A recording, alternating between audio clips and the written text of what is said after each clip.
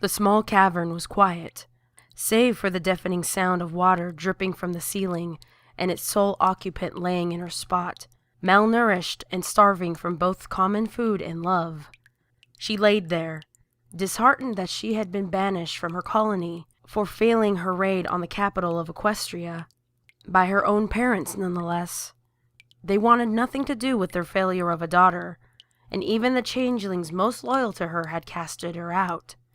A new queen had been named, and as far as Chrysalis knew, they had left Equestria in search for easier prey. As for Chrysalis, she was cut off telekinetically from the hive, and knew that she would never see anything of them again. Forced to live alone, Chrysalis had no choice but to try and live on. For days on end, she would venture out of her new home, looking for any wandering pony to siphon love from and live for a bit longer. Some days, she had found vessels of love, but they were never enough to sate her needs or her stomach. Frowning from the lack of love she had been taking, Chrysalis' mind drifted back to a time where she had taken over the form of Princess Cadence and harvested the love of her groom-to-be. Snarling at the memory, Chrysalis refused to say his name, upset that a part of him was still with her. Looking down at her stomach, she noted how wide and plump she had gotten, knowing the child would be born very soon. Whilst her changeling anatomy destined her to lay eggs, if she were to become pregnant in a form other than her natural self, her body would adjust accordingly. She knew how ponies gave birth, and dreaded knowing that she would be in a world of pain once the day had come. Just under 11 months since that day, Chrysalis spoke wearily, as she hungered for anything to eat. I loathe waiting for this child. I just want to get it over with. She lay her head on the floor, knowing very well the depravity she suffered thanks to the pregnancy. She couldn't venture out for love, knowing that even if she transformed, her pregnancy would still show. A few times she tried, but seducing ponies and other races while she was pregnant never worked.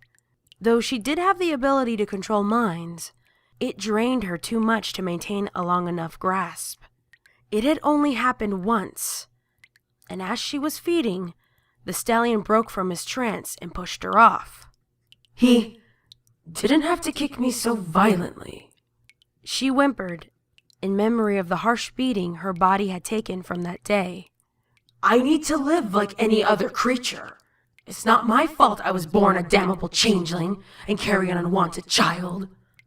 Though she cared little for it, she was still a mother by nature, and while most of her changeling drones were converted from ponies and other races, she felt the desire to call them all her children. I hope my child is a healthy one. Being alone for so long hurts. Chrysalis spoke quietly as she rubbed her stomach. Even if it's his child, I'll still love it enough. At the mention of love, her stomach grumbled. Love. I hunger for it so much. I would even settle for a locket of a couple right now. Desperate for feeding, she tried to pull her weak body off of the cold stone flooring. She didn't get too far, and quickly fell back down, too weak for her own good to do anything. She sighed deeply and groaned in pain as she felt her child shift in her womb. Would it hurt if this accursed child would come out already? She hissed weakly as she grew thirsty. Looking around her area, she quickly noticed a buildup of sparkling water on the floor before she quickly started to lap it up. Hopefully I can redeem myself with a second chance once it's born. It will be nice to call something my child once again. Once her palate had enough water, she turned her head up and sighed, wondering how long she would continue to wait. She wasn't sure how much time had passed, but countless minutes of staring at the stone ceiling eventually yielded to what she desired as a jolt of pain hit her womb, telling her it was finally time. Looks like you're finally ready. She winced in pain before a loud, painful scream left her throat as her backside started to shift. Gods, I hope this is over quickly.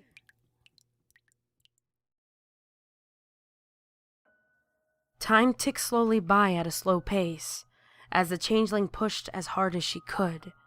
She wasn't aware of how long she had been in labor, but as she pushed, all she could do was curse his name and hate him that much more.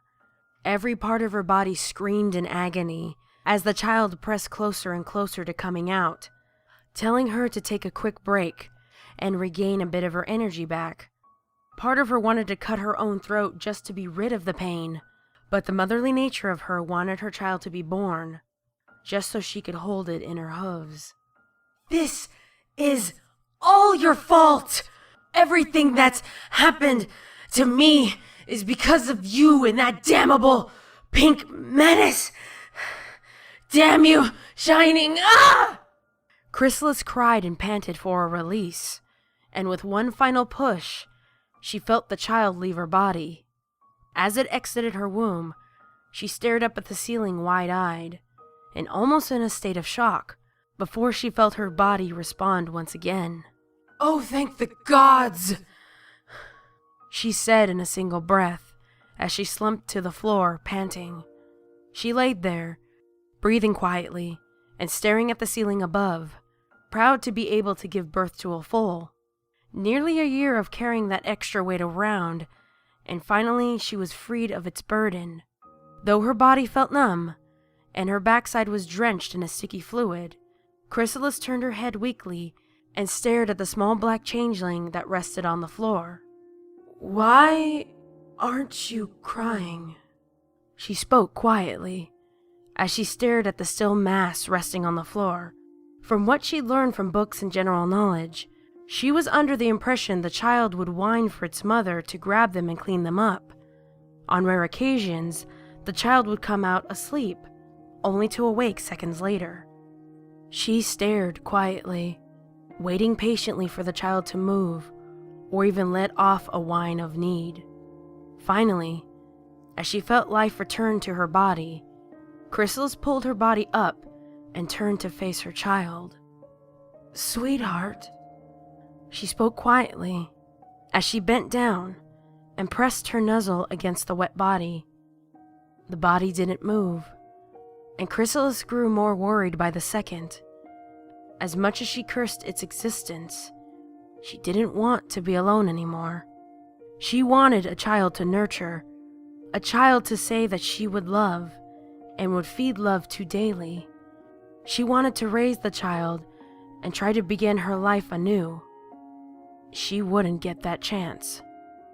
For minutes, she stared at the soulless husk, hoping it would pop to life and cry for its mother. For minutes, she debated not touching it, fearing the wrong touch would harm it in some way. Finally, she brought herself to pick it up and started to cuddle it in her hooves. No, this can't be happening to me, she whimpered, staring at the peaceful expression of her child. It's not fair.